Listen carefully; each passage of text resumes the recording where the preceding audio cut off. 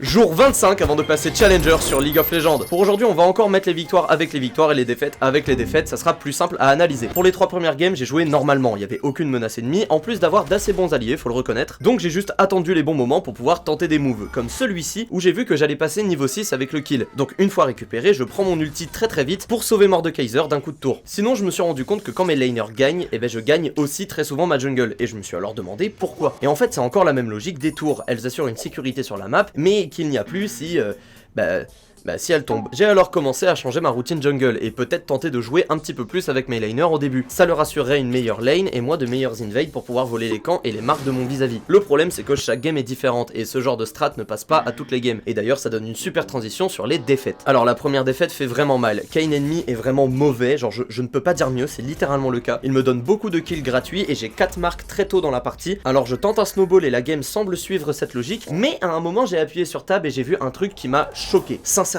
je n'ai jamais vu ça et je pèse mes mots. Singed perd contre Ivern.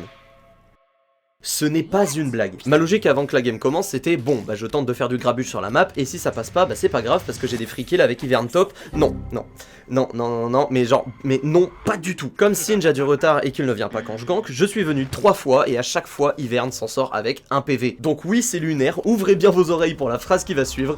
Je n'ai pas réussi à prendre le shutdown sur un Ivern top, c'est très grave. Donc bon voilà le KDA hein, c'est... Ça a mal fini quoi. Le problème qui suit c'est même pas que Ivern soit fed, ça à la limite ça me va. Le problème c'est que Kayn avec la game de merde qu'il a fait, il peut quand même faire un comeback.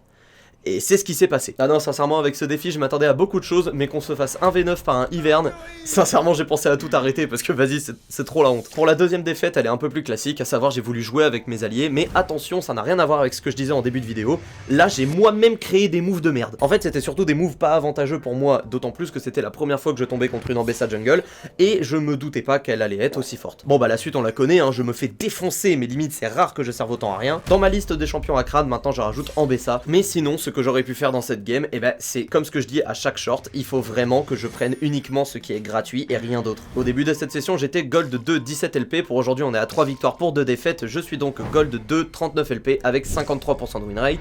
À demain.